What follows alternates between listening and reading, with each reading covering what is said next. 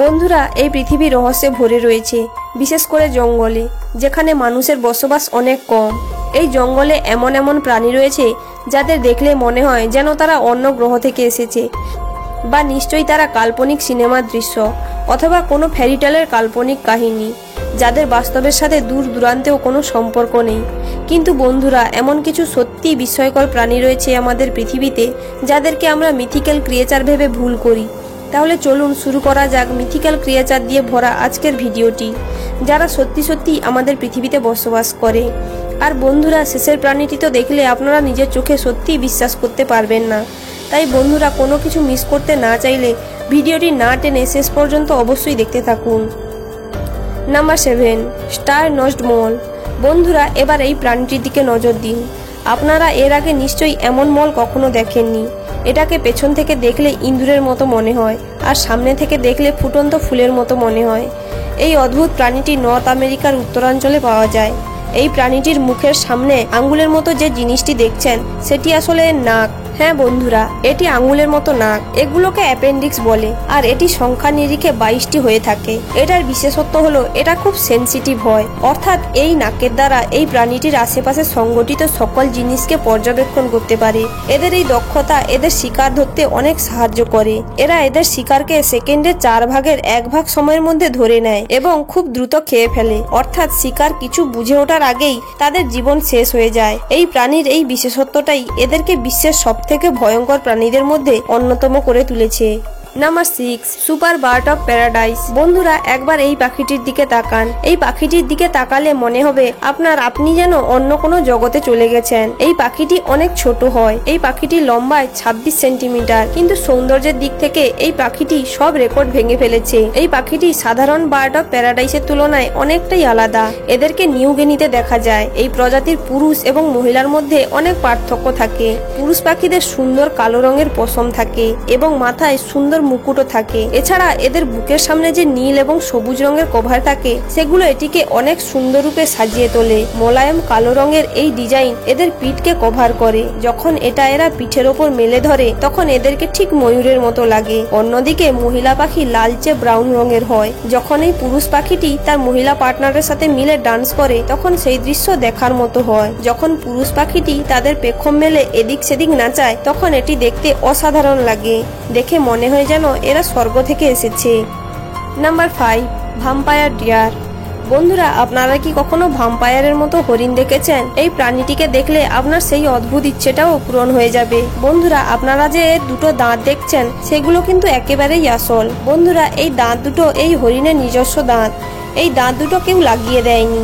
এই দাঁতের কারণে এদেরকে ভয়ানক মনে হলেও এই দাঁতগুলিই কিন্তু এদেরকে অসাধারণ করে তোলে।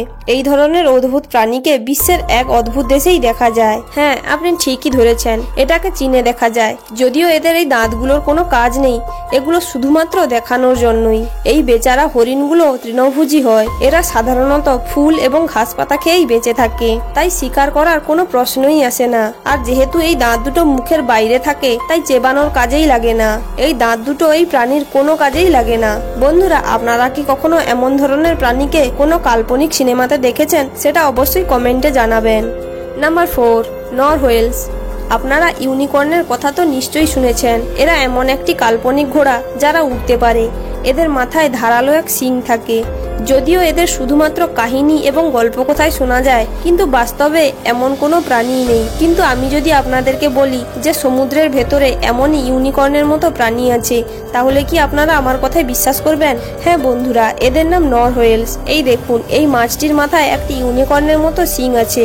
এই জন্য এদের জলের ইউনিকর্নও বলা হয়। এখন প্রশ্ন হলো, অন্যান্য মাছের থেকে আলাদা এই মাছের মাথায় শিং কোথা থেকে আসলো? আসলে এটি শিং নয়, এটি মাছের সামনে থাকা একটা দাঁত, যেটা বেড়ে যাওয়ার পরে এই দিকে চলে এসেছে, যেটা দেখতে একেবারে শিংয়ের মতো।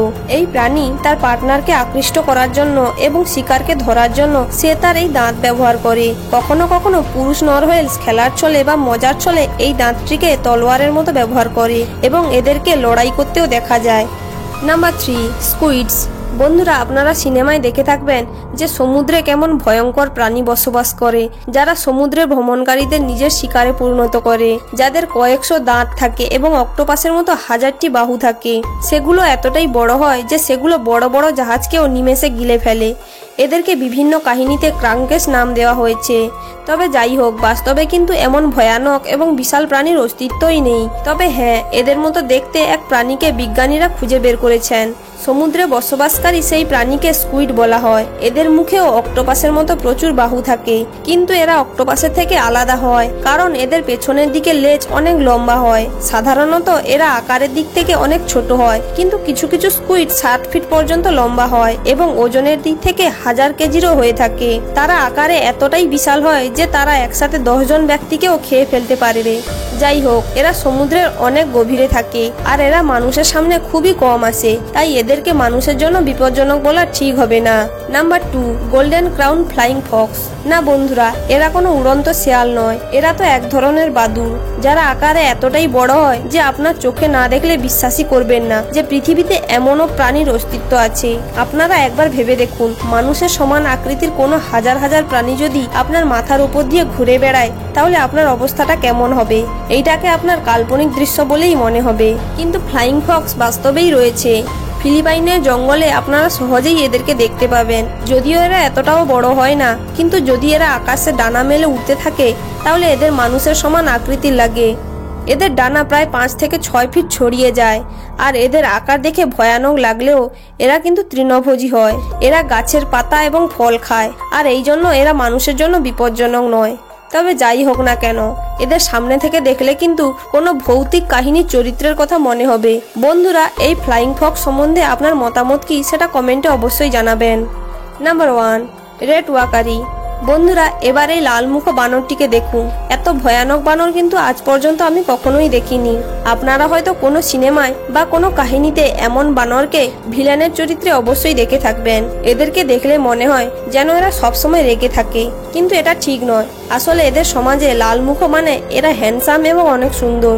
আমাদের কাছে এই চুলবিহীন বানর ভয়ানক হলেও এদের সমাজে এই চুলবিহীন বানরকে দেখে মহিলা বানররা মুগ্ধ হয়ে যায়। যেসব বানরের রং ফিকে হয় তাদেরকে দুর্বল স্বাস্থ্যের অধিকারী মনে করা হয়, আর তাদেরকে কোনো মহিলা জীবনসঙ্গী বানাতে চায় না। এই বানরের আরো একটি বিশেষত্ব হলো এদের লেজ খুব বেশি লম্বা হয় না, যদিও এতে তাদের বেশি কিছু যায় আসে না, কারণ এরা সহজেই অন্য বানরের মতো এক গাছ থেকে অন্য গাছে লাফাতে পারে।